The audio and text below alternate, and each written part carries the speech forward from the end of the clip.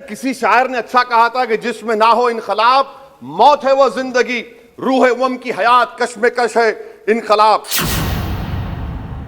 Sir, इन मरने वाले कश्मीरियों के लिए कौन रोएगा? क्या वजीर आजम रोएंगे?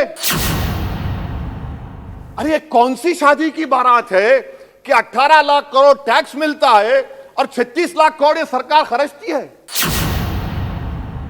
आपकी कमजोरी और आपकी नादानी की वजह से आंदोलन होगा, नाइंसाफी के खिलाफ आवाज उठेगी, संविधान को बचाया जाएगा।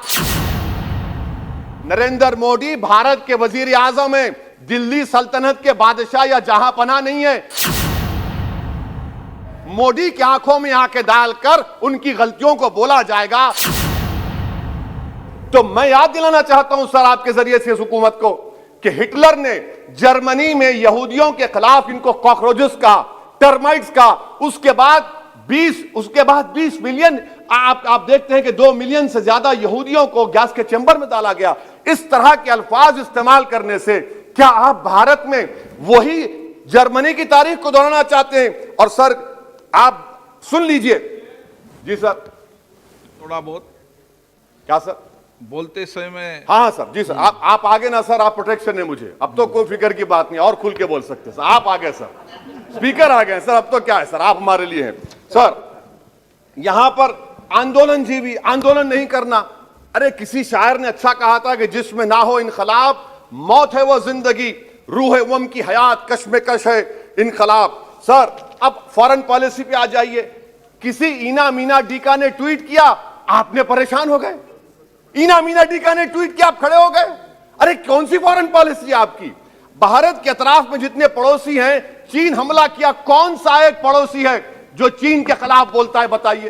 कोई नहीं बोलता, मुंह नहीं खोलता। श्रीलंका में आप पोर्ट बना रहे हैं, किसके साथ? जापान के साथ। किसको काम मिल रहा था? आपके नूरे नजर को, आपके नूरे नजर को, आपके चहीते नूरे नजर को। श्रीलंका ने कहा हम भारत को नहीं बनाने देंगे टर्मिनल पोर्ट यहां पर। आप बताइए फॉरेन पॉलिसी। सर नेपाल का वजीर आजम कहता है कि भारत से ताल्लुकात उस वक्त तक बहाल नहीं होंगे जब तक कि भारत नेपाल की जमीन वापस नहीं करता। कहां सो रहे हैं सर आप? पड़ोस में कोई हमारा दोस्त नहीं है। चीन बांग्लादेश से कोविड की बात करता है, अफगानिस्तान से अमेरिका छोड़कर जा रहा है। क्या आपके पास कोई पॉलिसी है गनी हुकूमत को सपोर्ट करने की? आपके पास कोई पॉलिसी नहीं है। अच्छा सर, एफडीआई का मतलब अब समझाता हूं मैं। एफडीआई का मतलब यह है कि 5 फरवरी को ब्रैड शर्मन जो अमेरिका के रिप्रेजेंटेटिव, उनके पास भारत के अमेरिका के सफीर गए, तो ब्रैड शर्मन ने ट्वीट कर कहा कि भारत सरकार को इंटरनेट खोलना चाहिए, भारत सरकार को पीसफुल प्रोटेस्ट करना चाहिए। कौन होता है ब्रैड शर्मन जो भारत को सिखाए? ये एफडीआई है। और भारत सरकार का डिप्लोमेट, एम्बेसडर बैठकर उनका लेक्चर सुनता है, और उसके बाद क्या होता है? 3 दिन के बाद आप कश्मीर में इंटरनेट खोल देते हैं। ये आप एफडीआई कर रहे हैं, हम नहीं कर रहे हैं। अच्छा, बात कश्मीर की आई। कौन है इम्तियाज, कौन है अबरार, कौन है इब्रार?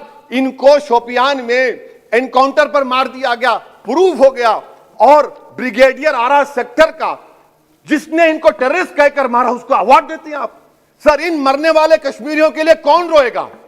क्या वजीर आजम रोएंगे? क्या वजीर आजम रोएंगे? क्या कोई रोएगा? अच्छा सर, एक और बात सर, एक और बात। हाँ, एक और बात आई कि शादी के घर में गुस्सा होता है। अरे ये कौन सी शादी की बारात है कि 18 लाख करोड़ टैक्स मिलता है और 36 लाख करोड़ ये सरकार खर्चती है? क्या शादी कर रहे हैं आप? वाह वाह, माने वाकई में आपकी इकोनॉमिक पॉलिसी को सलाम कि 18 लाख करोड़ टैक्स में मिलते हैं, 36 लाख आप लोग शादी में खर्चते हैं। मुबारक हो आपको, बड़ी शानदार घर है ये शादी का।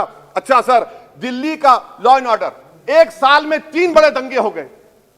एडवोकेट्स पुलिस, उसके बाद CAA का राइट हुए 50 से ज्यादा, उसमें लोग मारे गए। 20 से ज्यादा मसाजिद को नुकसान जला दिया गया। 26 जनवरी। सर क्या ये सरकार जिम्मेदार नहीं है? 2 मिनट सर, क्या ये सरकार जिम्मेदार नहीं है? आपकी सरकार है, आपका होम मिनिस्टर, आप रोक नहीं पा रहे। आपकी कमजोरी और आपकी नादानी की वजह से, आप में दूरअंदेशी नहीं है, आप इसको अलाउ कर रहे हैं। और फैजान के कातिल कौन है? क्यों नहीं पकड़ा फैजान के कातिल को आपने अब तक? जिन बच्चों को रोड पर मारा जा रहा था, जनगण मन बोला जा रहा था, एक तरफ तब तक नहीं पकड़े आप। अच्छा सर, आखिर में मैं आपको याद दिलाना चाहता हूं कि इसमें एस्पिरेशनल डिस्ट्रिक्ट्स 11 में से 20 बैकवर्ड डिस्ट्रिक्ट्स नीति आयोग के सीमांचल मुस्लिम डोमिनेटेड है सर। सीमांचल में कटिहार, पूर्णिया, अररिया है सर। पूर्णिया का एयरपोर्ट, सिविल टर्मिनल का काम क्यों नहीं होता सर? अब आ जाइए सर माइनॉरिटीज पर। 3 स्कॉलरशिप स्कीम है, मैं पुकार रहा हूं, मुतालिबा कर रहा हूं कि डिमांड ड्रिवन करो। सरकार ने 2020-21 में 3 स्कॉलरशिप के लिए 2265 करोड़ का ऐलान किया। कितने पैसे आपने दिए? सबका साथ, सबका विकास, सबका विश्वास, 436 करोड़ रुपए। किसको झूठ बना रहे हैं आप? पढ़िए आप लोग। अच्छा सर, उसके बाद आप देखिए कि कितने लोगों को कितने माइनॉरिटी स्कॉलरशिप नहीं मिली। 42,36,000 माइनॉरिटी स्कॉलरशिप नहीं मिली। और सबसे ज्यादा इलिटरेसी मुसलमानों की है, लेडीज की है। आप बोलते नहीं है। इसीलिए सर मैं आखिर में आपके जरिए से हुकूमत से अपील कर रहा हूं कि आंदोलन होगा, नाइंसाफी के खिलाफ आवाज उठेगी, संविधान को बचाया जाएगा। नरेंद्र मोदी भारत के वजीर आजम है, दिल्ली सल्तनत के बादशाह या जहां पनाह नहीं है। जिल्ले लाही का दौर खत्म हो चुका है, जहां पनाह का दौर खत्म हो चुका है। मोदी की आंखों में आंखें डालकर उनकी गलतियों को बोला जाएगा।